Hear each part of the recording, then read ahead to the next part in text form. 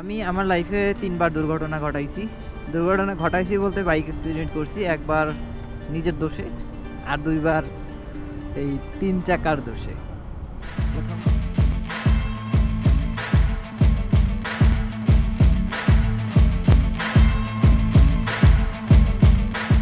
Hey everyone, আসসালামু আলাইকুম। This is Talukdar Mohammad Ratul and welcome to my YouTube channel. কেমন আছেন সবাই? দ্বিতীয় পর্বে আপনাদেরকে আরও একবার স্বাগত জানাচ্ছি। এখন আমার গন্তব্য হচ্ছে কোটালীপাড়ার দিক থেকে সোজা টুঙ্গিপাড়া বের হব, এরপর পিরোজপুর হয়ে যাব আমার গ্রামের বাড়িতে। তো সারা রাস্তা আপনাদের সাথে বকবকানির জন্য আমি বরাবরের মতো আবারও প্রস্তুত হয়ে গেছি।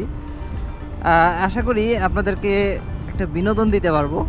দেখি সামনের দিকে যাই, তারপর আপনাদেরকে বিনোদনটা দেওয়ার চেষ্টা করব যদি সম্ভব হয়, কারণ আমি জানি এই রাস্তা একটা বিনোদনের জায়গা আছে। দেখি সামনের দিকে আগাই। রাস্তায় ভ্যান খুবই অতিরিক্ত ঝামেলা করে, তবে ব্যাপার না, আমিও হাইবুজটা আছি। দেখি এটা একটা বাজার।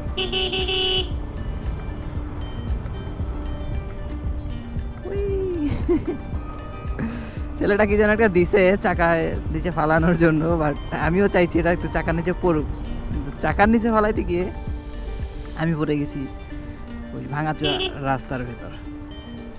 ব্যাপার না, রাস্তাটা মনে হচ্ছে খুবই ভালো, যেহেতু গোপালগঞ্জের চারিদিকে যত রাস্তা চিপাচাপা থেকে শুরু করে বড় রাস্তা সব কিছুই একদম মানে মাখনের মতো, ইচ্ছা মতো চালান, কোনো স্পিড ব্রেকার নাই, অতিরিক্ত গতিসীমা নাই, আপনি যা খুশি তাই চালান। তবে রাস্তাগুলো ভালো হওয়াতে দুর্ঘটনার প্রবণতা খুবই কম থাকে। আরেকটা বিষয়, এদিকে রাস্তার মানুষজন একটু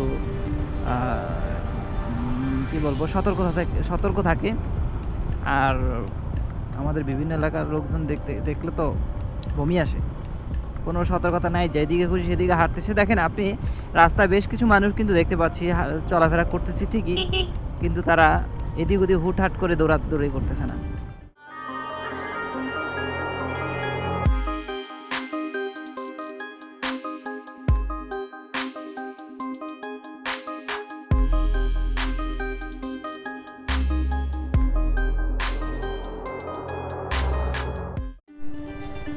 আপনাদের সাথে ব্যাপারটা শেয়ার না করে আর পারছি না, যদিও সূর্য একদম নাকের ডগায়, কিন্তু বাম পাশে যে জায়গাটা দেখছেন, এই জায়গাটা হচ্ছে সম্পূর্ণ শাপলা আর শাপলা। আমার ক্যামেরা কতটুকু দেখা যাচ্ছে জানি না, বিকেলবেলা তো খুব বেশি একটা দেখা যাচ্ছে না, কিন্তু জায়গাটা অস্থির। দেখি যদি সামনে জায়গা পাই আপনাদেরকে ছবি দেখাবো। চলেন আগাইতে থাকি।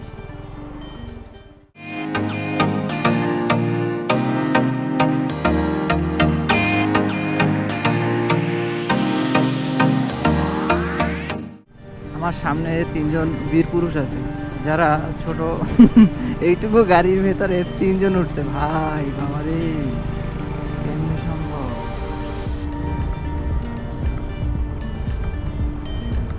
পূজার সময় তো একটু ঘোরাঘুরি করতেছে বন্ধু বান্ধব নিয়ে, একজনকে রেখে গেলে আরেকজন রাগ করবে, হয়তো ব্যাপারটা এরকম, এই জন্য 3জনকেই নিয়ে নিয়েছে। ভাই ঘাড়ের উপরে আরেকজন নিতা, অসুবিধা কি ছিল? বাই দা ওয়ে, এমনটা কেউ করবেন না। হেলমেট এবং অতিরিক্ত যাত্রী নেবেন না আপনার গাড়িতে। মানে 3জন মোটর বাইকে আসলে চড়ার কোনো যৌক্তিকতা নাই, কেন শুধু শুধু নিজের জীবনটাকে ঝুঁকিতে ফেলবেন। ওয়াও, যত দূর চোখ যায় পুরোটাই হচ্ছে শাপলা আর শাপলা। ভাই কেমনে ছবি তুলি, ড্রোন থাকলে সাথে আমি তুলে নিতাম না। রাত হয়ে যাচ্ছে, যত দ্রুত সম্ভব আমাকে হচ্ছে টুঙ্গিপাড়া বের হইতে হবে, এখনো 10 কিলোর মতো। চলেন এগোতে থাকি। ফাইনালি কোটালীপাড়া থেকে হচ্ছে টুঙ্গিপাড়া চলে আসছি। এখন আমার গতি হচ্ছে একটু বাড়াইতে হবে। টুঙ্গিপাড়া গোপালগঞ্জ, হ্যাঁ এটা সঠিক, টুঙ্গিপাড়ায় চলে আসছি। একটু কনফিউশনে আমি নিজেই ছিলাম। চলেন তাহলে এখন পিরোজপুরের দিকে যেতে থাকি। যেতে যেতে বেশি কথা বলবো না, কারণ রাত হয়ে গেছে আর আমার ব্যাটারি চার্জ প্রায় ফুরিয়ে আসছে। এক্সট্রা ব্যাটারি যেটা আরেকটা আছে সেটাকে আমি এক চান্সে ঢুকিয়ে নিব, তবে এর আগে ফুয়েল নিতে হবে পেট্রোল পাম্পে। কি বলবো ভাই, পিরোজপুর 41 কিলোমিটার, যা বলতেছিলাম পেট্রোল পাম্পে যতবার যাই ততবারই কেন জানি গালাগালি মুখ থেকে আসে, কিন্তু কাকে দেবো গালাগালি আমি বুঝতে পারতেছি না। বারে বারে আমার কাছে একটা জিনিসই হচ্ছে আনএথিক্যাল মনে হচ্ছে আমাদের পাবলিকের জন্য, যারা বিশেষ করে অকটেন এবং পেট্রোল ইউজ করে। যেমন ধরেন এই যে বাইরের অন্যান্য কান্ট্রিগুলোর সাথে তেলের দাম সামঞ্জস্যতা আনার জন্য আমাদের দেশে তেলের দাম বাড়ানো হয়েছে। আর আমাদের দেশে জিনিসটা তৈরি হয়, সেই জিনিসটা কেন আমি বাইরের দেশের সাথে সামঞ্জস্য আনবো? আমার দেশে যে পরিমাণে ইউজ হয় সেটা সব কিছু বিবেচনা করে দাম নির্ধারণ করা হবে। এখন বাইরের কোনো কান্ট্রিতে হচ্ছে ইলিশ মাছ খায় 200 টাকা করে, ইন্ডিয়াতেই আমাদের থেকে কম দামে ইলিশ মাছ খায়, তাই তো আমাদের দেশে দাম কমাইতে পারে না। এত হেডম তো নাই, কমাইতেই তো পারে না ইলিশ মাছের দাম। তাহলে আমাদের দেশে যে ইলিশ আমাদের দেশের চাহিদা অনুযায়ী দাম হয়, তেলের ব্যাপারটাও সেই একই ব্যাপার হওয়া উচিত। আমাদের দেশের চাহিদা এবং উৎপাদন অনুযায়ী তেলের দাম হওয়া উচিত। ওই অন্যান্য ইউরোপের যেসব কান্ট্রিতে তেলের দাম কম সেগুলোর সাথে তো সামঞ্জস্যতা আনলো কোথায়? যে দেশে তেলের দাম বাড়তি আছে, যেমন ইন্ডিয়া, নেপাল, ভুটান, মায়ানমার, এদের সাথে সামঞ্জস্যতা আনতে গেছে আমাদের দেশ। কেন ভাই? 2041 সালের মধ্যে হয়তো আমরা ডিজিটাল হচ্ছি, তেলের দাম বাড়িয়ে কি ডিজিটাল হওয়া যায়? সম্ভব? আচ্ছা, টুঙ্গিপাড়া চলে আসছি। ব্যাপার কিসের শব্দ? টুঙ্গিপাড়া এটাকে কি বলে? এরকম শুরু করলো কেন এই জায়গার মানুষগুলো তো ভদ্র।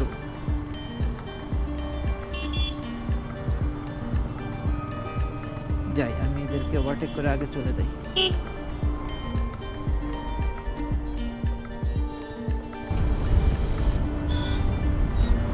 নাকি আমার হর্ন দিচ্ছে নাকি নিজেরাই চালাচ্ছে?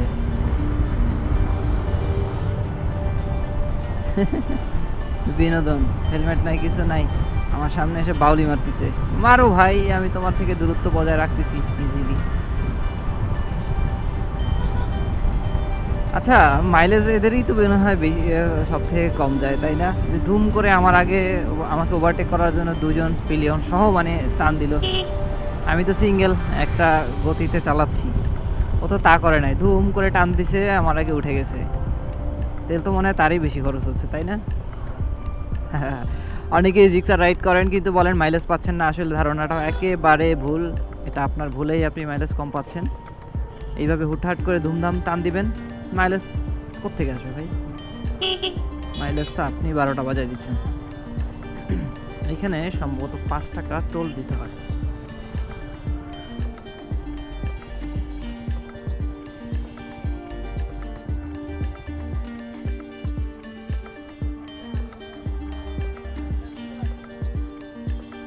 আরে 1 টাকা বেরোইছে, 5 টাকা না?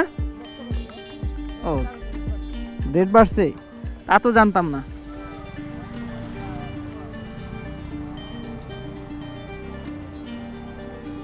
এবার খুচরা দেন একটু কষ্ট করে। টুঙ্গিপাড়া ক্রস করে চলে আসছি পিরোজপুরের কাছাকাছি প্রায়। রাত হয়ে গেছে, ভিউটা আপনারা খুব বেশি একটা ভালোভাবে দেখতে পারবেন না। এর মধ্যে আমার অবশ্য বারবার কল আসতেছে। আপাতত রাইড করার সময় কল রিসিভ করব না, দেখি দ্রুত পিরোজপুর পর্যন্ত পৌঁছে যায়। এরপরে আমাকে আবার একটা ফেরি পার হইতে হবে, চরখালি ফেরিটা, যেন ওইখান থেকে মঠবাড়িয়ার রাস্তায় এগোবো। সম্ভবত ওইখান থেকে আমার বাসা হচ্ছে এখান থেকে আরো 6 কিলো। দেখি, এগোতে থাকি, চলেন।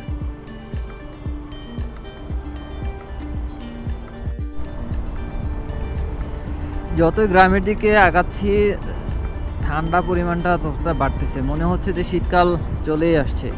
যদিও বিকেলবেলা এই এলাকাতে হচ্ছে বৃষ্টি ছিল, খুবই নাকি বৃষ্টি হয়েছে, তো সেই হিসেবে আবহাওয়া এমনিতেই ঠান্ডা।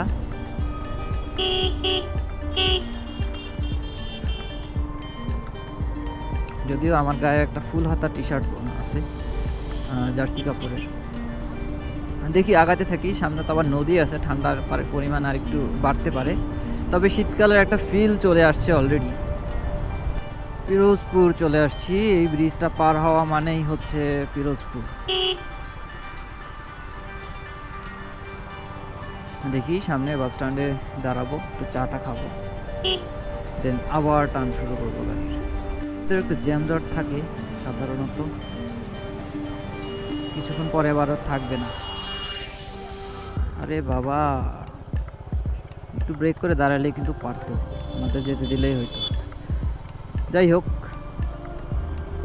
আমি জানি অনেক বাইকাররা আমার ভিডিও হয়তো দেখেন, যারা বাইকার আছেন তারা একটু অটোরিকশা বা 3 চাকার যে বাহনগুলো আছে এগুলো থেকে একটু নিজেকে দূরে রাখবেন। সব কিছুর ঠিক ঠিকানা না থাকলে এদের কোনো ঠিক ঠিকানা নেই, কখন কোন দিকে ঘুরে দেয়। আমি আমার লাইফে 3বার দুর্ঘটনা ঘটাইছি বলতে বাইক অ্যাক্সিডেন্ট করছি, একবার নিজের দোষে আর 2বার এই 3 চাকার দোষে। প্রথমবার মোড় ঘুরতে গিয়ে হচ্ছে নুড়ি পাথরের উপরে স্লিপ করছে, তো আমার ব্রেক করাটা ভুল ছিল, ওইভাবে ব্রেক করলে যে কেউ দুর্ঘটনা ঘটাবে। আর দ্বিতীয়বার সিএনজি হুট করে ব্রেক করছে, যার কারণে পিছনে আমি ছিলাম। শহরের ভিতরে ক্লোজ কল ছিল, যার কারণে সংঘর্ষ হয়েছে। তা তখনও তেমন কিছুই হয়েছিল না। দ্বিতীয়বার রিক্সা দাঁড়াইছিলাম, পাশ থেকে দুম করে মেরে দিছে। তো যাই হোক, 3 চাকা, বিষয়টা হচ্ছে 3 চাকার এই গাড়িগুলোর কোনো ঠিক ঠিকানা নাই। এরা জানেও না যে লুকিং গ্লাস ব্যবহার কেন করে। জানলে অবশ্যই লুকিং গ্লাসে দেখতো পাশে কিছু আছে কি না আছে, দেখে শুনে ঘুরাইতো। তো এরা এগুলো কোনো কিছুই করে না। তো আমি হচ্ছে চলে আসছি পিরোজপুর শহরের একদম ভেতরে, যাচ্ছি পুরনো বাস স্ট্যান্ডের দিকে। তো ভিডিও আর বেশি লম্বা করবো না, এমনিতে অনেক বড় হয়ে গেছে ভিডিওটা। তো ভিডিও এখানে শেষ করতেছি। ভালো থাকবেন, নিজের যত্ন নেবেন। আর যারা এখন পর্যন্ত চ্যানেলটাকে সাবস্ক্রাইব করেন নাই, চ্যানেলটাকে সাবস্ক্রাইব করে বেল বাটন চেপে রাখুন। আর পাশাপাশি যদি আমার ভিডিও আপনাদের ভালো লেগে থাকে লাইক বাটনে চাপ দিবেন, যদি কোনো পরামর্শ থাকে কমেন্টস করে জানাবেন। পরবর্তী ভিডিও আসার আগ পর্যন্ত till then, take care and good by.